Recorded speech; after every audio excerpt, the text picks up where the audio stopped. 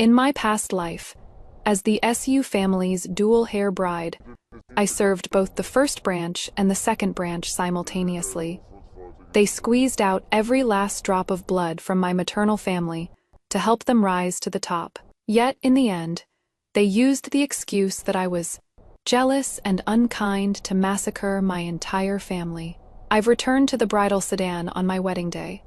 Listening to the clamor of gongs and drums outside, I smiled. In my past life, the dual hair arrangement was my shackle. In this life, it is my blade of vengeance. The first branch wants a legitimate eldest grandson to solidify their position. The second branch wants my dowry to cover their losses. No matter. I won't give them a single thing. I'll also make them fight over me. This hot commodity. Brothers turning against each other. Mothers and sons becoming enemies. Their family ruined. The bride is getting off the sedan.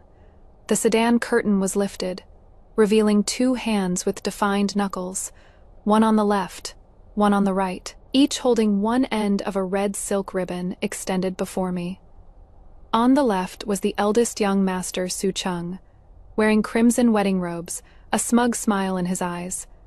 The way he looked at me was like looking at a treasure about to fall into his hands. On the right was the second young master, Su Yu, in the same wedding robes, but with a gloomy expression. The way he looked at me was undisguised possession and scrutiny. In my past life, I tremblingly placed my hands on each of theirs, thus beginning my humiliating and tragic life. This life, I held my breath. At the moment I stepped out of the sedan door, my body went limp, and I fell straight toward the right. Su Yu instinctively reached out and pulled me entirely into his embrace. His arms clamped around my waist like iron pincers. Even through the layers of wedding dress, I could feel the burning heat of his chest. "How indecent!" Su Chung shouted angrily, his face black as the bottom of a pot. He yanked me out of Su Yu's arms with such force that he nearly crushed my wrist. "I am sorry, First Master. My legs went weak. I lowered my eyes, my voice trembling, tears welling up perfectly in my eyes. Su Yu looked at my wrist, reddened by Su Cheng's grip, his gaze darkening slightly, but he said nothing. A silent battle had already begun.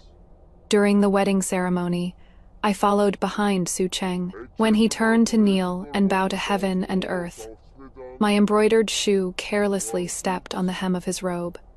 He stumbled, nearly falling flat on the ground in front of everyone. The entire hall of guests let out a suppressed burst of laughter. Su Cheng's face instantly turned the color of pig liver, as he turned back to glare at me. But I was like a frightened little deer, shoulders hunched, my eyes full of innocence and fear. He couldn't lash out, and could only grit his teeth and finish the ceremony. On the wedding night, the Su family's old matriarch sent someone to announce the rules.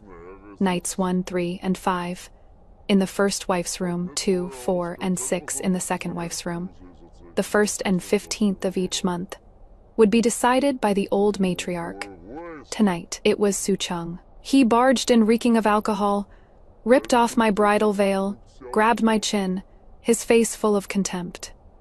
"Don't think that just because you've entered the SU family's door, you are a proper mistress now. You are nothing but a hen the SU family bought to lay golden eggs. My family gave a dowry stretching 10 miles, not to be humiliated by you," I retorted coldly. "Ha, did I give you too much face?"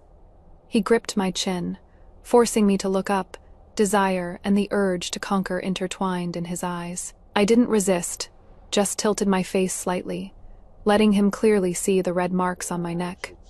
Those were marks I had pinched onto myself in the bridal sedan. "What is this?" Su Cheng's expression changed, his voice tightening. "Nothing." I broke free from his grip and pulled up my collar, but he lunged at me like a madman, roughly tearing open my collar.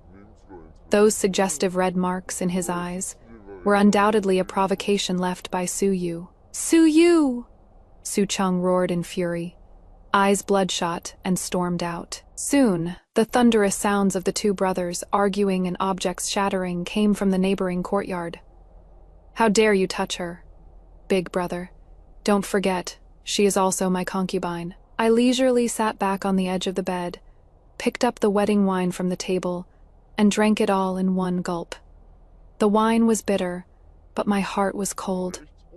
On the wedding night, the older brother goes to fight with the younger brother. This drama will be enough to shame the Su family for quite a while. Sure enough, before long, Granny Jang from the old madam's side came over, stone-faced, demanding I come out to explain myself. Without a word, wearing my thin wedding dress, I knelt straight down in the snow in the courtyard. The cold wind cut across my face like a knife, yet I couldn't feel the cold. Passing servants from the Su family's branch households pointed and whispered about me. Look, that is her, the concubine shared between both households. She made the first and second young masters fight on their wedding night. What a jinx. I buried my head even lower, my shoulders trembling slightly, letting those rumors and gossip drown me. Early the next morning, with reddened eyes and a pale face, I went to pay my respects to the old madam and my two mothers, in-law. The first madam, Su Cheng's mother, handed me a cup of tea with a fake smile. Jinner, we've all heard about what happened last night. Since you are a concubine shared between both households, you should know how to mediate the brothers' relationship. How could you make them fall out the moment you stepped through the door? The second madam, Su Yu's mother, made snide remarks from the side. Exactly. She is from a lowly household, after all, not fit to be seen in proper company. I took the tea, my hand trembled, and the scalding tea splashed all over the back of my hand, instantly turning it red. Mother's scolding is right. It is all this concubine's fault. Enduring the pain, I bent down to kowtow. The old madam furrowed her brow and finally spoke. Enough. It is a joyous day. What kind of behavior is this? Present the dowry list. This was their true purpose. I had the maid bring up the dowry list, a thick stack, and both madam's eyes went wide. Grandmother, I am young and have just married in. With such a large dowry, I really don't know how to manage it. Why don't I hand all the keys to grandmother for safekeeping, so the two madams won't hurt their relationship over this granddaughter, in-law's meager belongings. I took the initiative to show weakness, handing over all the keys to the chests and trunks. The old madam's expression softened considerably, and she gave me an approving glance. You are quite sensible. The first madam and second madam both looked a bit embarrassed, yet didn't dare contradict the old madam. Of course, what I handed over were only the gold, silver, and jade items that were on the surface. The truly valuable things were the shops and estates in the most prosperous areas of the capital that my mother left me, and I had hidden the deeds well. After the morning greeting ended, casually walked over to the first madam's side and lowered my voice. Mother, there is something I don't know whether I should say or not. Say it. Yesterday I heard from the servants that second madam has been short on money lately, it seems. It seems second master has gambling debts outside. She has her eye on the pure gold headdress set from my dowry. I am afraid I didn't finish my words, but the meaning was already clear. The first madam's face immediately darkened. The set of pure gold headpiece from my dowry was bestowed by the palace, worth a fortune. She had her eyes on it long ago, wanting to save it for her future legitimate daughter, in-law. That afternoon, I heard that the first branch's madam happened to run into the second branch's madam in the garden. She insisted she smelled incense on her that didn't belong to her, and actually tried to forcibly search her. The second branch's madam was someone who cared so much about face. The two of them started tearing into each other right on the spot, one pulling the other's hair, the other scratching up her face. They were hurling the most vulgar insults, things like old hag and slut who sleeps around.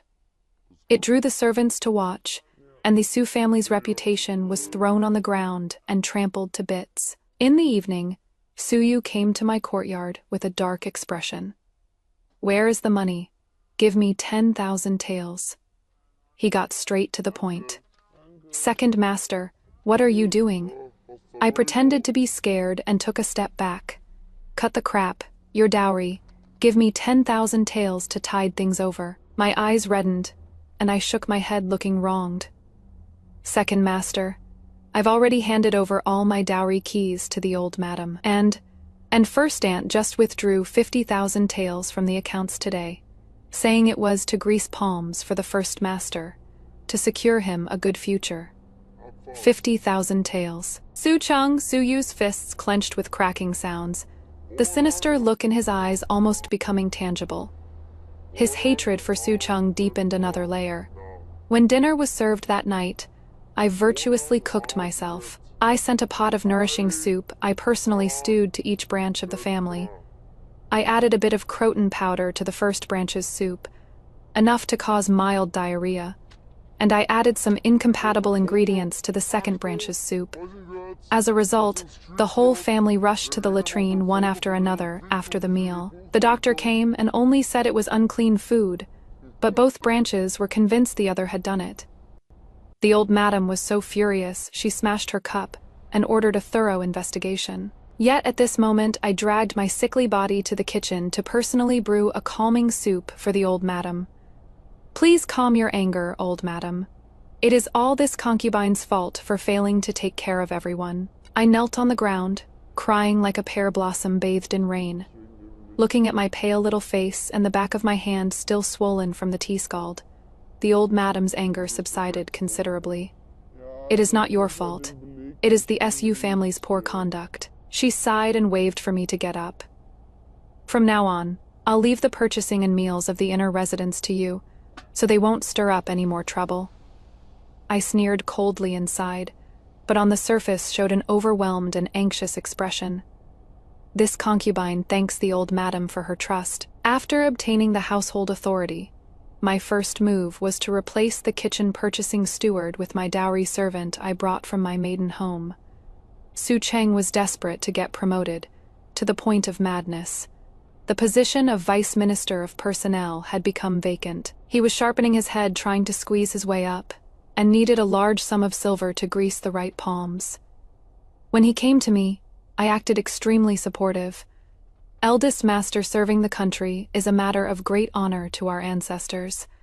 I will definitely support you with all my strength. In front of him, I opened one of my private vaults. The gold, silver, and jewels packed inside dazzled his eyes. I took out a stack of banknotes, a full 100,000 taels, and handed it to him. Eldest master, take these and use them first. If it is not enough, I'll find another way. Su-Cheng excitedly grasped my hands, the greed and smugness in his eyes nearly overflowing. Jinner, you truly are my virtuous wife. Once I become vice minister, I definitely won't treat you poorly. He left with the banknotes, looking immensely pleased with himself. What he didn't know was that in that stack of banknotes, only the top one was real, the rest underneath were all worthless paper. And I deliberately let the spy Su-Yu and Had planted by my side see all of this. That night, Su-Yu barged in like a madman. He kicked the door open and glared at me with bloodshot eyes. You actually gave him money, 100,000 taels. Second master, he is still your elder brother. Shut up. He rushed over, shoved me down onto the bed, and tore at my clothes. Since you are so rich, why don't you sponsor me too? Where is my money? His hands roamed over my body, carrying a sense of humiliation and punishment. I struggled desperately, screaming. I deliberately messed up my hair and clothes, having calculated the exact time Su-Cheng would return. Su-Yu, you beast. Su-Cheng appeared at just the right moment. Seeing the scene before him, his sanity snapped instantly.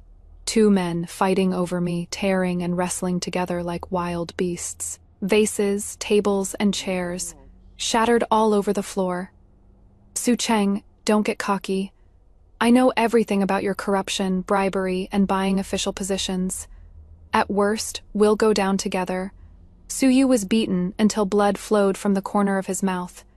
Yet he laughed wildly. Su-Cheng's movements froze, a flash of fear passing through his eyes. I seized the right moment, rolled my eyes back, and fainted from fright. When I slowly came to, Suchong was keeping watch by my bedside. I sent the servants away and cried to Suchong. Master, the second master, he is too terrifying. He actually said he'd report you. What are we going to do? While crying, I casually brought something up. I heard the war on the northern frontier has been intense lately. If someone were discovered colluding with foreign enemies at a time like this, that would be a grave crime punishable by execution of 9 generations. If we could make the second master's crimes more serious than yours. I stopped there, but Su Cheng's eyes lit up, framing others. That was his specialty. On Suchong left, I called my confidant and had a note delivered to Su Yu. On it was only an address. Suchong's study in the outer courtyard, along with one cent. His ledger for buying official positions is hidden under the 3rd floor tile. Over the next few days, the Su household appeared calm on the surface. But underneath, turmoil churned. Su Cheng began making secret arrangements, trying to pin the charge of colluding with the enemy and treason on Su Yu. Meanwhile, Su Yu sent someone to investigate the study at night and obtained ironclad evidence of Suchong's corruption and bribery. Soon, the censorate received an anonymous tip-off and began secretly investigating Suchong. Suchong was as anxious as an ant on a hot pan, wanting to lash out at me several times, but I blocked him each time with my tears. I knelt before the old madam once again. Old madam, it is all my fault. If it weren't for me, this concubine serving both heirs, the first master and second master, wouldn't have fallen out as brothers, and things wouldn't have come to this. Please take back my authority to manage the household. Lock me up in the courtyard. I'll never come out again. I cried as if my heart was shattering, as though I was truly blaming myself out of guilt. The old madam was flustered by my crying, and then heard that Su Cheng was being watched by the censorate. To protect the Su family, she had no choice but to make some trade-offs. She ordered Su Yu to be confined to her quarters. She also took back some of the businesses and authority from Su Cheng's hands, telling him to keep a low profile and lay low for a while. Su Cheng's path to glory was thus half-severed by my own hands. Su Cheng's matter, in the end, still couldn't be suppressed. The censorate found solid evidence and impeached him. The emperor flew into a rage and ordered a thorough investigation. The Su family was suddenly pushed into the eye of the storm. Just then, urgent news came from the border. The pass my father was guarding had been breached by barbarians, and my father's whereabouts were unknown, his fate uncertain. This news was like adding frost to snow for the Su family, but for the old madam, it was a once-in-a-lifetime opportunity. Late at night, I was summoned to the Su family ancestral hall.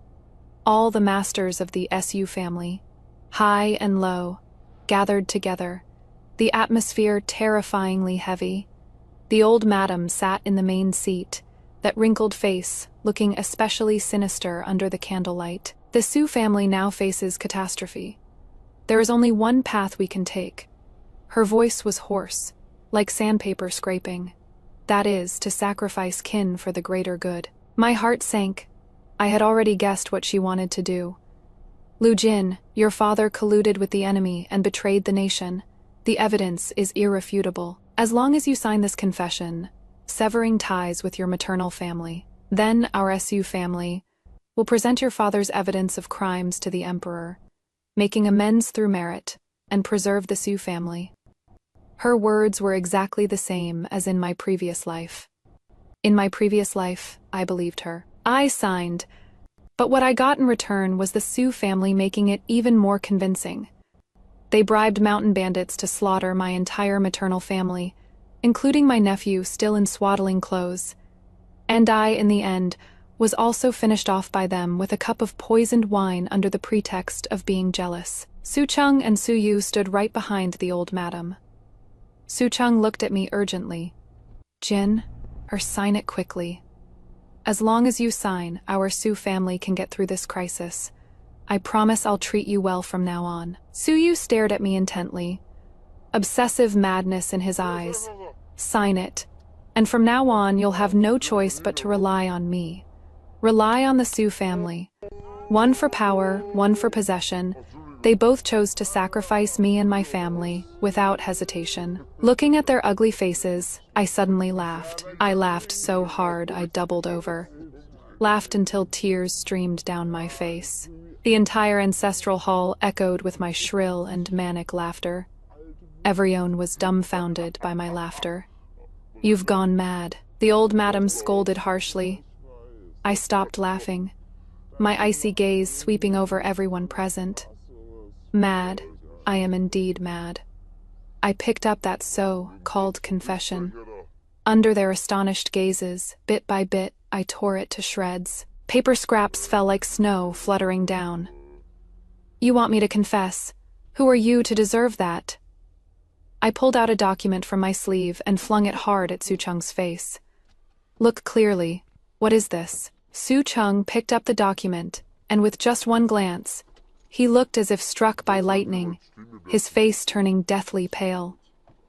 A divorce decree? Stamped by the authorities? That is right." I lifted my chin, my voice not loud, yet every word was crystal clear. "From today on, I, Lu Jin, have nothing more to do with your SU family." "Don't even think about it," Su Chung roared as he lunged at me. "You belong to the SU family, and even in death, you'll be a ghost of the SU family." Before he could touch me, a dark figure kicked him flying, sending him crashing hard against a pillar, spitting out a mouthful of blood. 2 guards I had arranged long ago had appeared behind me at some point. The Su family members were all shocked and pale. I walked up to Su Yu, looking at him with a cold sneer. "Did you think that after taking my dowry you could rest easy?" I leaned close to his ear and spoke in a voice only the 2 of us could hear. "Forgot to tell you. Shops and estates were mortgaged to the underground moneylenders under the Su family's name a month ago. Borrowed 300 taels in high-interest loans. Counting the days, today should be the time to pay it back, right?" Su Yu's body suddenly stiffened, his pupils contracting violently. "And you, Su Cheng?" I turned to Su Cheng, who had collapsed on the ground. "You think only Su Yu knows the evidence of you buying your official position?" "No. There is an even more complete copy sitting on the Chief Justice's desk right now, including how you embezzled military funds, how you treated human lives like grass. As for you, Second Master," I looked at Su Yu again. "That top courtesan you killed outside the city last year, thought you did it seamlessly? Her family, with the silver I gave them, is beating the drum to cry injustice outside the magistrate's office right now. I came back to claim your lives." As I finished the last sentence, the ancestral hall's doors were slammed open from outside. Soldiers flooded in like a tide, and leading them was none other than the Chief Justice of the Court of Judicial Review. By imperial decree, the Su residence is to be sealed. All principal offenders shall be taken to the imperial prison. The Su family members' faces instantly turned deathly pale, collapsing limply to the ground. I held that divorce paper, under everyone's gaze step by step. I elegantly walked out of this cage that had imprisoned me for 2 lifetimes. When I reached the doorway, I stopped, turned back, and met the desperate eyes of Su Chung and Su Yu. He mouthed something to the 2 of them, softly. "This is just the beginning. The Su family must be completely wiped out. The Su family was raided, but because the case was serious and implicated many, the emperor did not pass judgment immediately. He only placed everyone from the SU family under temporary house arrest in the already emptied mansion, awaiting final judgment. The once infinitely glorious SU family became the laughingstock of the capital overnight. As for me, I moved into the best inn in the capital, leaning on the railing and gazing into the distance at the SU family's empty mansion. I felt delighted. Less than 2 days later, an unexpected person appeared below the inn. It was Su Cheng. He looked haggard and disheveled, with none of his former elegance as the top scholar. When he saw me, his eyes lit up, and ignoring the pointing and whispering of others, he knelt straight down at the entrance of the inn. "Jinner, I know I was wrong. Please save me. Save the Su family."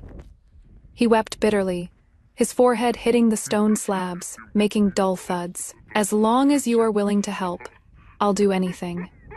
I'll give you the position of the Su family's matriarch. I'll only love you alone in this lifetime. I sat by the window, looking down at him from above, as if watching a dog wagging its tail and begging for mercy. I called over a maidservant and had her bring a basin of washing water. Under Su Cheng's hopeful gaze, I picked up the wooden basin, aimed it at his head, and slowly poured it down. Warm water mixed with the scent of soapberry splashed all over his head and face. He froze completely, looking up at me in disbelief. Su Cheng, do you think you are in any position to negotiate with me now? I said coldly. What you loved was my dowry, the support my family could give you. Now, you have nothing, and your love is dirtier than the mud on the roadside. His face turned from white to green, then from green to purple. In the end, amidst roaring laughter, he fled in shame and anger. Su Cheng left, and Su Yu came. He was smarter than Su Cheng, and more vicious. He didn't kneel and beg for mercy. Instead, he snuck into my room under the cover of night. Lu Jin, don't get too smug. He grabbed my throat, his voice cold and sinister. I have evidence of you having an affair during your marriage. If you don't save the SU family, I'll make it public and destroy your reputation. I looked at him and suddenly laughed. I raised my hand and slapped him hard across the face. The crisp sound was especially piercing in the quiet room. Su Yu was stunned by the slap. Did you think those shady hidden guards of yours could still serve you? I looked at him with contempt. From the first day you used them to spy on me, they've already been my dogs. The evidence you mentioned was nothing but a play I had them perform for you. Su Yu's expression finally changed. The control he was most proud of was worthless in front of me. However, I shifted my tone, giving him a glimmer of hope. I am not that heartless either. If one of you brothers survives, I'll consider helping him make a comeback. After saying that, I didn't look at him again and walked straight out. I knew I had planted a poisonous seed in the hearts of this pair of selfish brothers. Sure enough, news came the very next day. Su Cheng and Su Yu got into a brutal fight in the mansion over the last moldy steamed bun. Su Cheng broke one of Su Yu's legs. Meanwhile, I was sitting in the biggest restaurant in the capital. Listening to the storyteller embellish the Su family's misery, I poured myself a cup of fine and fair Hong. A few days later, my carriage passed by the street corner of the former Su mansion. I saw my two noble mothers-in-law. They were disheveled and filthy, tearing and clawing at each other on the ground, over a cold steamed bun thrown by a passer-by, like two mad dogs. I had the coachman stop. I fished out a gold ingot from my money pouch and leisurely tossed it out of the carriage window. The gold made a crisp sound as it hit the ground. Those two women instantly stopped fighting, eyes gleaming, crawling over on all fours like dogs to snatch it. I watched their ugly postures, the smile at the corner of my lips growing deeper and deeper. This is just the beginning. Trampling your dignity is just an appetizer. What I want is for you to be unable to live, yet unable to die.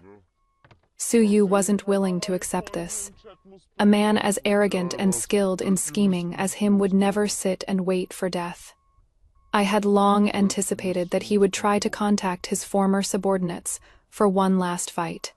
So I prepared a grand gift for him. Through a trusted confidant I had planted by his side, I sent him a forged secret letter. The letter was written imitating the handwriting of a prince from the enemy nation in the northern borderlands. The letter said they had long heard of Second Master Su's extraordinary wisdom. If he was willing to defect, they would offer him the position of general and help him reclaim everything in the capital. The letter also included a seemingly foolproof rendezvous plan. For Su Yu, who was at the end of his rope, this was nothing short of a lifeline. He was ecstatic and went all in. He sold off the last few valuable furnishings in the SU family's old residence. He even forced the old madam to hand over the private savings she had hidden inside a Buddha statue. He scraped together a large sum of gold and silver as a tribute for his defection. He thought he was about to turn the tide and return to the top. He didn't know that the letter was written by me, and that so-called confidant was my person. And when he rushed to the agreed rendezvous point outside the city, carrying the treasure and full of hope, I had already leaked the information to the sworn enemy who had always been at odds with the SU family in the court. Minister Li at the transaction site. Suyu was surrounded by Minister Li and the Imperial Guards, caught red-handed. Caught with both the criminal and the evidence. Colluding with foreign enemies, the crime of treason. The evidence was irrefutable. The Su family was completely finished. Ka went to the Imperial prison to those once sinister eyes now held only ash, like despair. Why? He saw me and spoke hoarsely. That letter, you wrote it? Yes, I answered calmly. Why? He rushed to the cell door in agitation, gripping the bars tightly. Lu Jin, I treated you well. I love you. I even turned against Su Cheng for you. Why would you do this to me? Love me. It was like hearing the biggest joke in the world. Your love was to force yourself on me, humiliate me, and treat me as your possession. Suyu, let me tell you why. I walked closer to the cell door, telling him clearly, word by word, because in my past life, when my father was framed for colluding with the enemy, and my entire maternal family was executed, you stood by Su Cheng's side, watching coldly. I knelt and begged you for the sake of our marriage to save my infant nephew still in swaddling clothes. What did you say? I imitated his cold tone from his past life. When cutting weeds, you must pull out the roots. Suyu, do you still remember those words? The color drained from his face instantly, and his body began to tremble violently. The light in his eyes faded away, bit by bit. Number, impossible. You are. That is right. I've come back with hatred from hell to claim your lives. I turned around, leaving him only a cold back, using the very schemes you were most proud of. I've cast you into hell. Suyu, do you like this gift? Behind me came his shrill, unwilling screams, which finally turned into a dull, thudding sound. My people told me that Suyu, in despair, bashed his head against the prison wall until he died. What a pity. I hadn't seen enough yet. The Su family fell. Su Cheng and Su Yu, one dead, one insane. But as long as that old hag is still alive, the Su family's roots won't be completely severed. This old hag who extremely favored sons over daughters and valued family honor higher than the heavens. She was the mastermind behind all of the Su family's evil deeds. Of course I wouldn't let her die that easily. She started pretending to be sick, lying in bed moaning and groaning. She sent someone to tell me she wanted to see me one last time before she died. She wanted to use filial piety as her last card to threaten me. I went, but I didn't go alone. Behind me followed a group of young people from the SU family's branch lines. They had all been oppressed by the main family for years, furious but too afraid to speak up. Each of them had eyes glowing green, like wolves that had been starving for a long time. Now, I gave them a chance to bite their master to death. The old madam lay in bed, and the moment she saw me, she immediately started wailing and making a scene. Me poor granddaughter. In-law, you've finally come. This old woman is kowtowing to you. Please save the SU family. I ignored her and walked straight to her bedside, then smiled. Old madam, don't be so eager to kowtow. I helped up a young man beside me. Let me introduce you. This is a distant grandnephew of the Su family, Su Ming from today on. He is the new master of this mansion. What?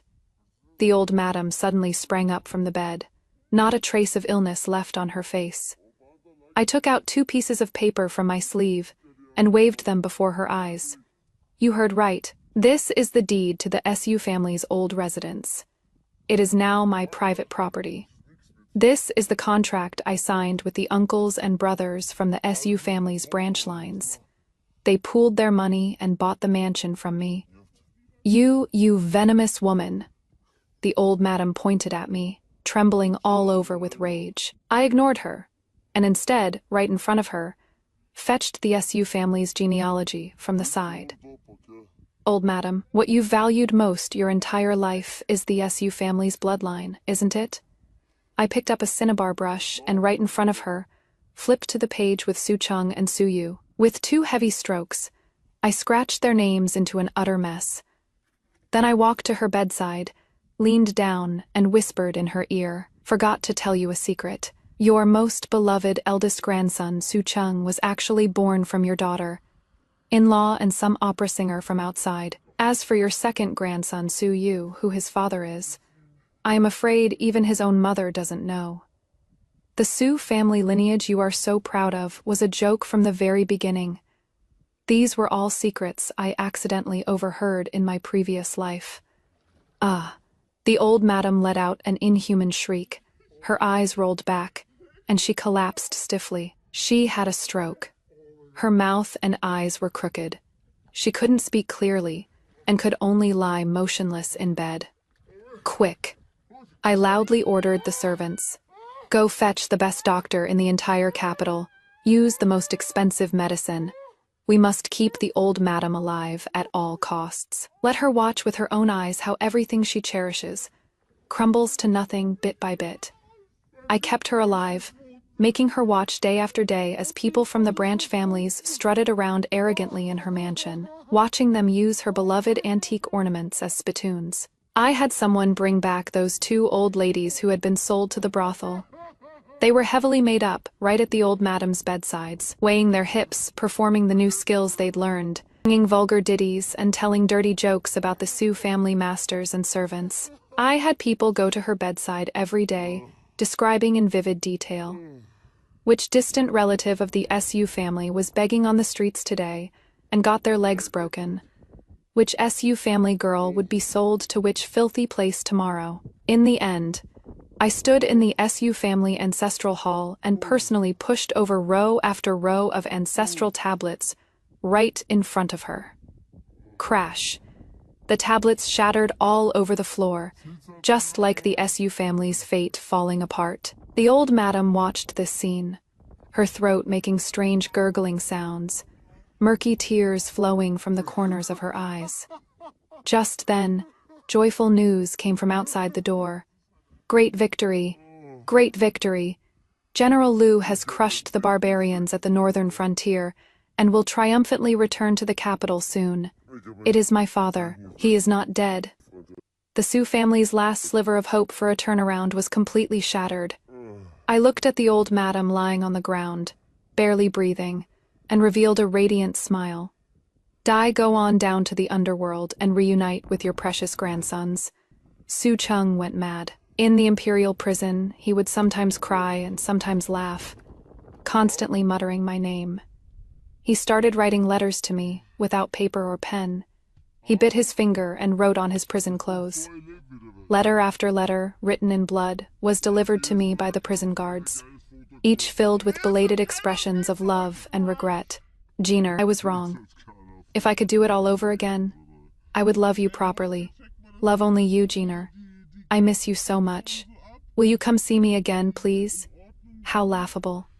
If you knew it would come to this, why act that way in the first place?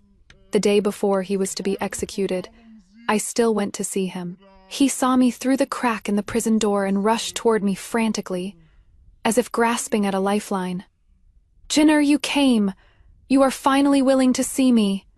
He reached through the bars, trying to grab my sleeve, but I dodged away in disgust.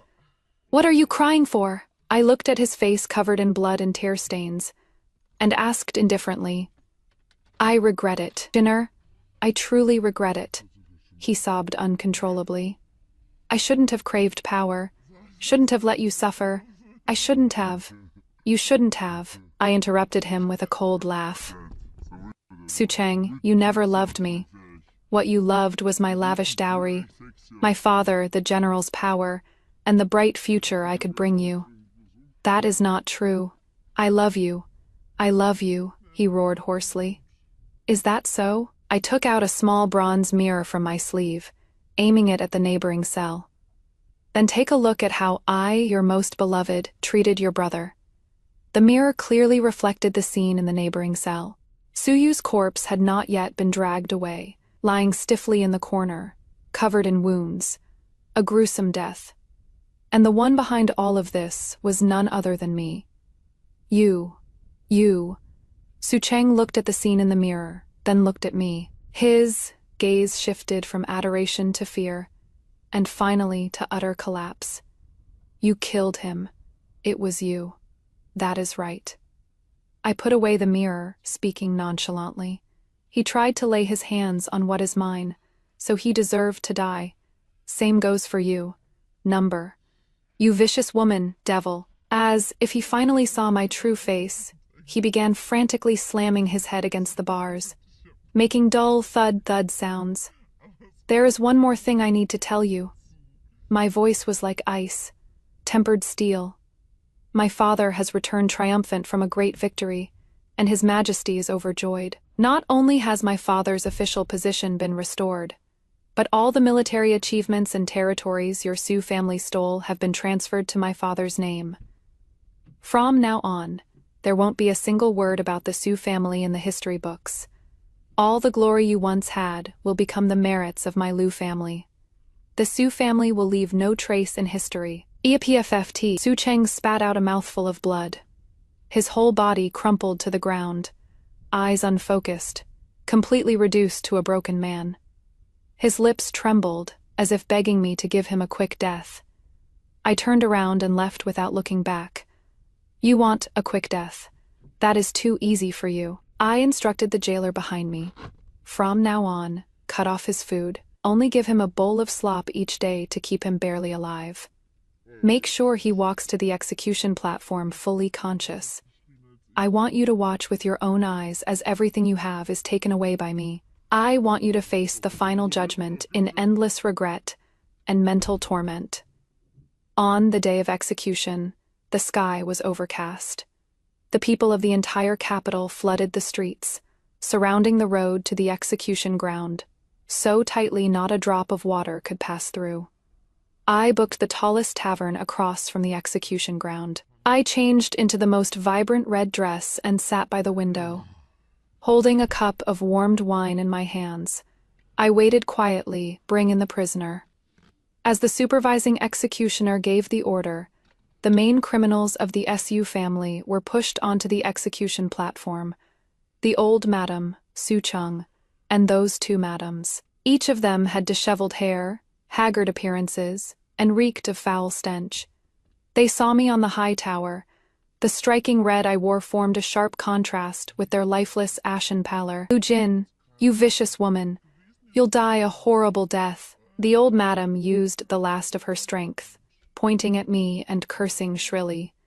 I paid her no attention, just lightly waved my hand. Downstairs, the people I had arranged immediately began, loudly proclaiming the list of the Su family's crimes I had compiled. The Su family's eldest master Su Cheng embezzled military funds, treated human lives like grass.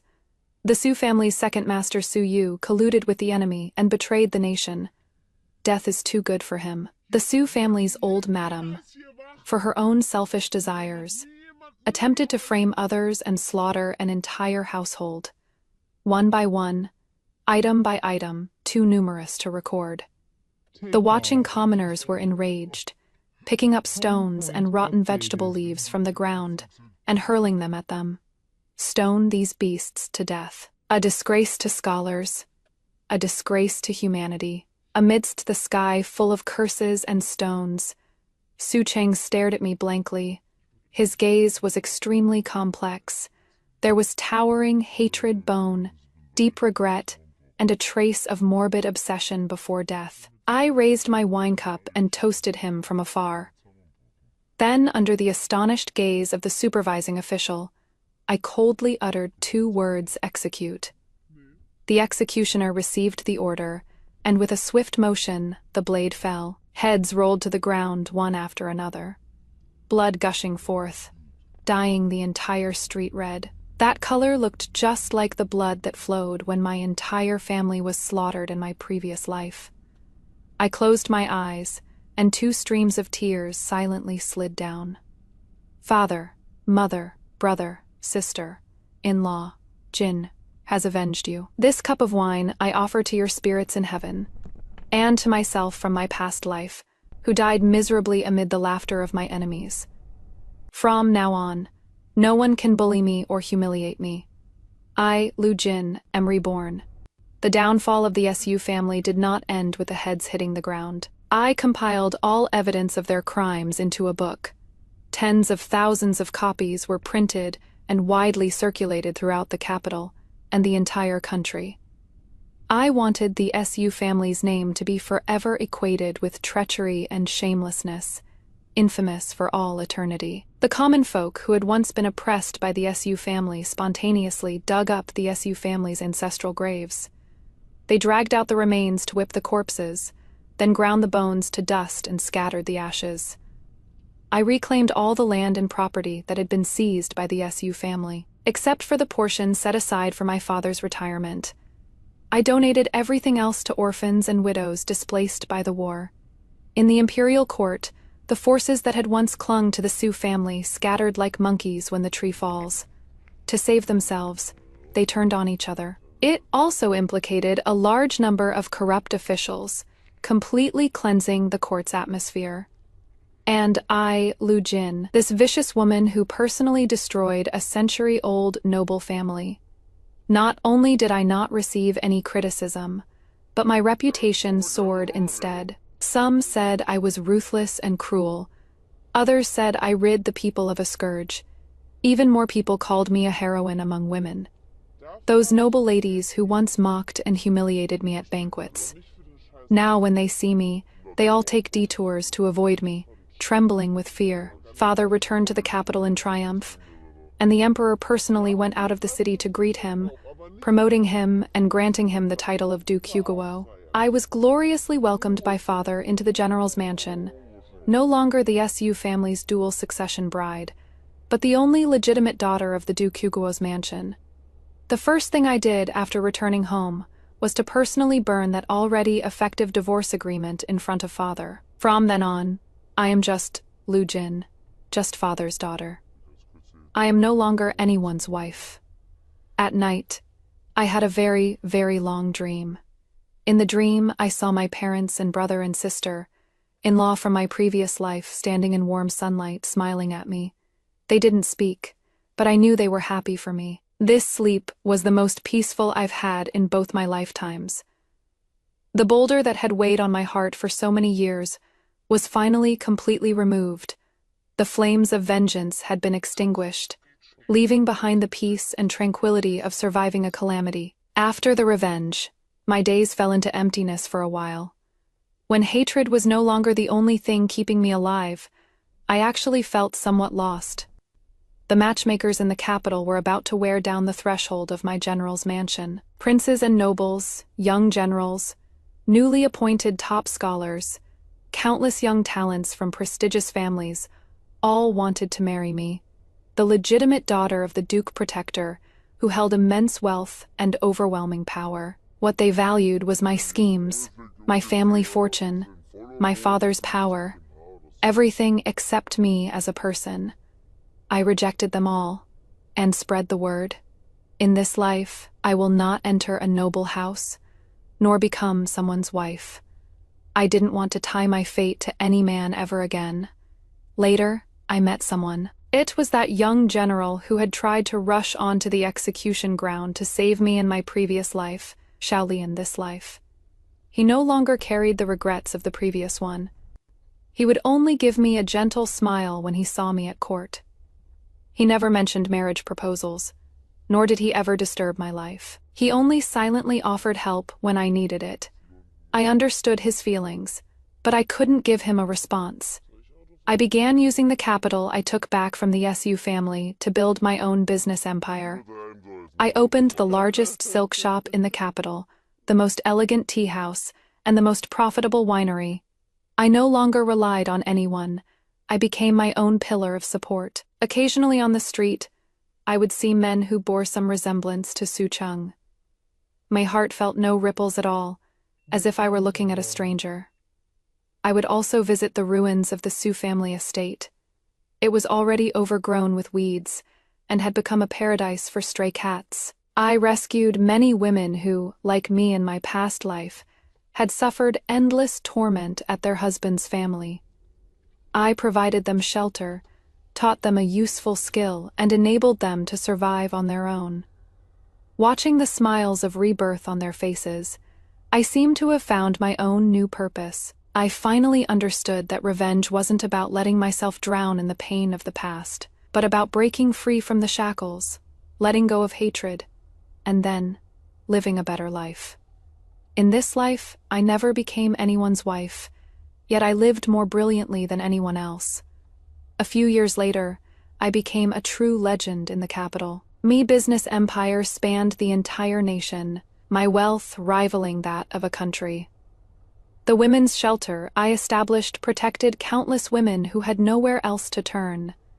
The title, Master Sue, made me feel more honored than any noble lady's rank ever could. One day, I overheard the servants chatting about the only surviving distant relative of the SU family. Some days ago, while begging on the streets, he got into a fight over food and was beaten to death. With that, the SU family bloodline was completely extinguished. I stood on the highest wall of the general's mansion, gazing at the prosperous scene before me, my heart completely at peace. Father walked to my side, his now graying hair dancing in the wind. He asked me, "Jinner, after all these years, do you have any regrets?" I turned around and smiled brightly at him, radiant as ever. Never regretted it. Only regret I didn't kill fast enough. Later, I hired the best theater troupe to adapt the SU family's story into a play, titled The Calamity of Joint Inheritance. In the play, no names were mentioned. Yet it vividly exposed the absurdity of the joint inheritance system and the ugliness of human greed. This play ran for 3 consecutive months in the capital, with every show sold out, awakening countless people. The final act of the play had neither my glory after revenge, nor the protection of suitors. Only a woman dressed in simple cotton clothes. After going through everything, she ran freely along the field ridges covered with wildflowers, facing the morning sun. On her face was a smile washed clean of all pretense, running toward a bright future that belonged to herself. All that hatred, all that pain, completely dissipated with the wind, and I could finally live only for myself.